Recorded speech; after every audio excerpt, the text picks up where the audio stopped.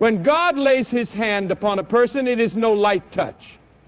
It is a refining fire, a weight that bends the strongest shoulders and humbles the proudest hearts. The moment you were set apart, your life was no longer your own. The desires that once ruled you, the dreams that once seemed so attainable, many of them begin to fade, not because they were wrong, but because they were not enough.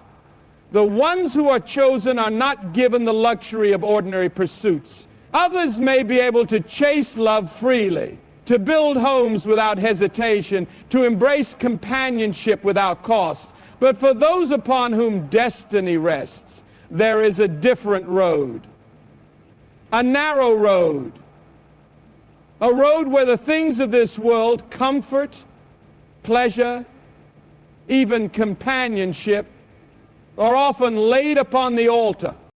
This is not an easy truth to accept.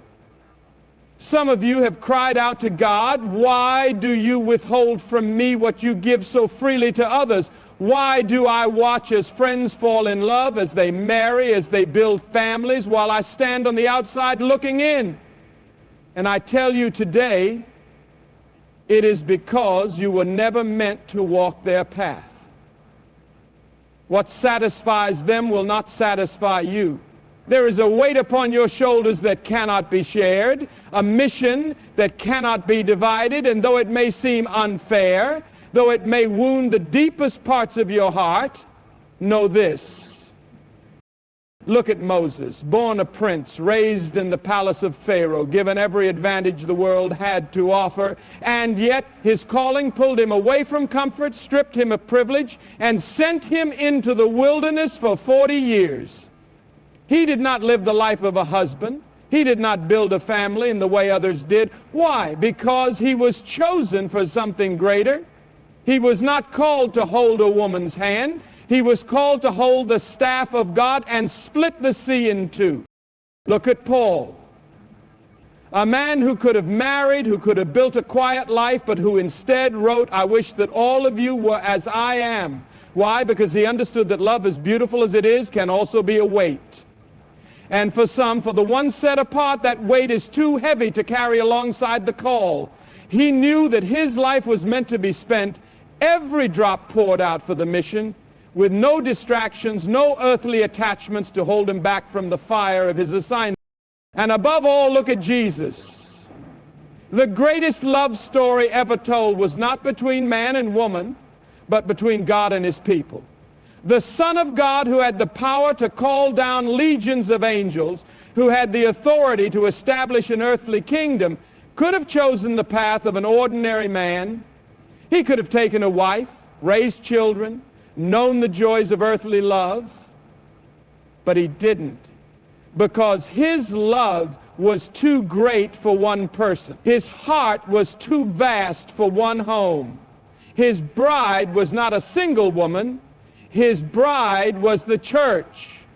And for that love, he laid down everything. So I ask you today, if the Son of God himself walked this road, if the greatest men and women of faith bore this burden, why should you be any different? Why do you fear the solitude when it is the mark of the chosen? Why do you mourn what was never meant to be yours when what awaits you is beyond anything this world can offer? I know it is hard.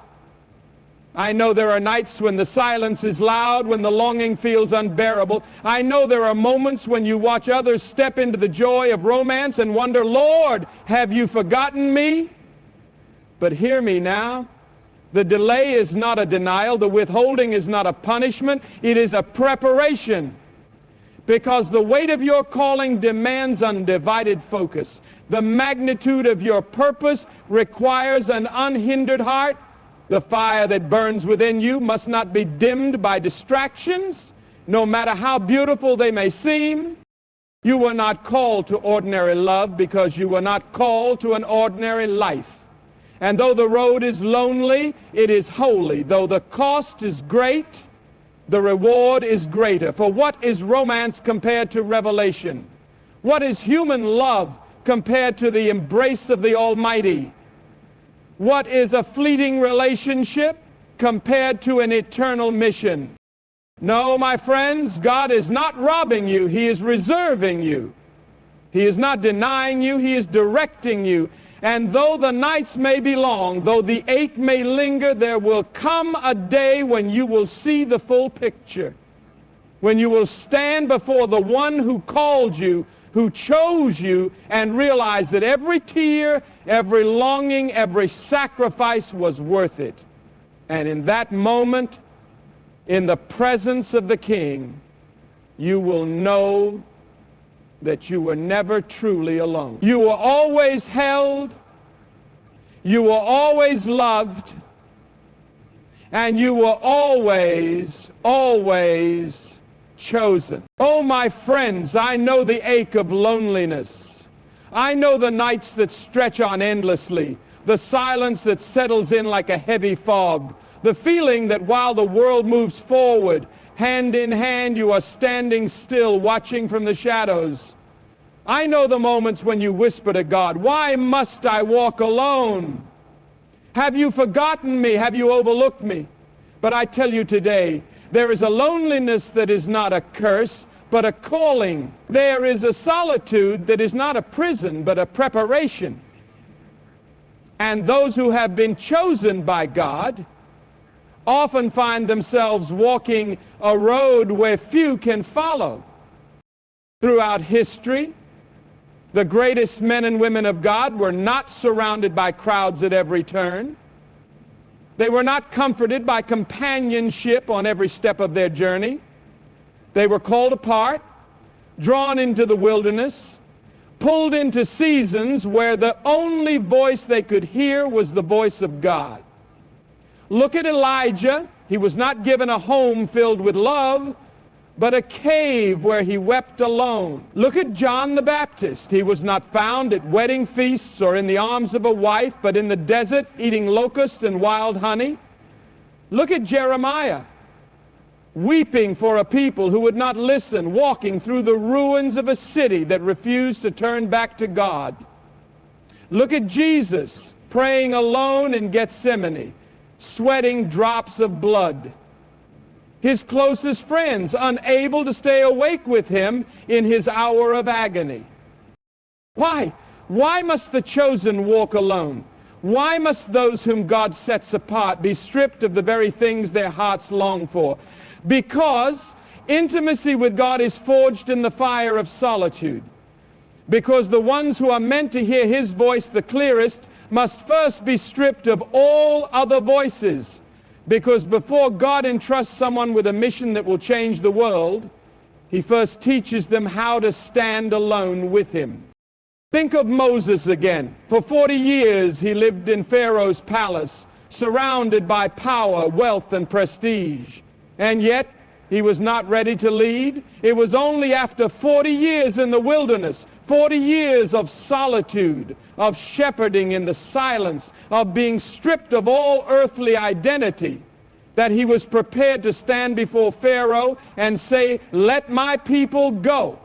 Some of you are in that wilderness right now. You feel forgotten, you feel unseen, you wonder why God has not sent you the companionship you desire. But what if this season of solitude is not a punishment but a gift? What if in the silence God is shaping you into something greater? What if in this loneliness He is drawing you into the kind of intimacy with Him that no human relationship could ever provide? Oh, I know it is hard. I know that every fiber of your being longs for someone to walk beside you, for a hand to hold, for a voice that says, "I am with you." And I tell you today, you are not wrong for wanting these things. Love is a beautiful gift. Companionship is a blessing from God. But some of you have been called to something different. Some of you have been set apart for a mission that requires undivided focus, a purpose that cannot afford distractions, a path that is too narrow for two to walk side by side. And I know the world will not understand. The world will tell you that you are incomplete without love, that to be alone is to be unfulfilled, that your life will only find meaning when you find the one. But what if I told you that you have already been found, that there is one who walks beside you even now, that there is one whose presence is more faithful than any human love, whose embrace is wider than any earthly arms, whose companionship will never waver, never falter, never fade.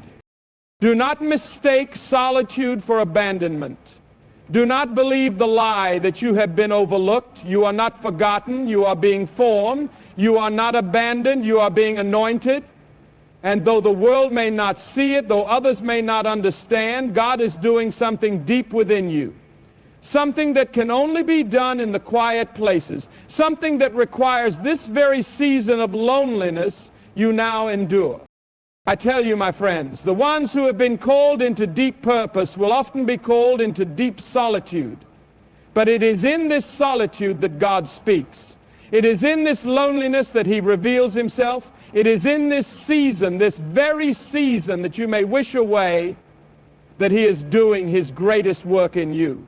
And if you will only lean in, if you will only trust that He is near, even in the silence, you will find that what you thought was loneliness was actually an invitation into the presence of the Almighty, an invitation into a love that no human heart can match, an invitation into a calling that will shake the very foundations of the world. So I say to you today, if you are chosen, walk boldly. If you are lonely, lean into Him. If you are longing, remember that a greater love awaits. The world may not understand your path. They may look at your solitude and call it emptiness. They may see your sacrifice and call it loss. They may hear of your devotion and call it foolishness. But what they do not see is the weight of your calling.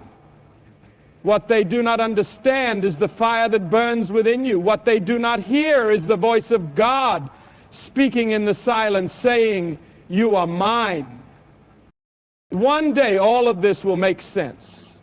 One day you will stand before the King, and every tear, every lonely night, every unfulfilled longing will be swallowed up in the glory of His presence. And in that moment, when He looks at you with eyes that have seen every sacrifice, every silent battle, every moment you chose Him above all else, when He says, "Well done, my good and faithful servant," you will know that every step of the journey was worth it. You will know that you were never truly alone. You will know that you were always, always chosen. So stand firm, keep walking, keep trusting. The road may be narrow, the cost may be great, but the reward, the reward is beyond anything this world can offer. And one day, when all is said and done, you will find yourself in the arms of the one who has loved you all along. God bless you all. Amen.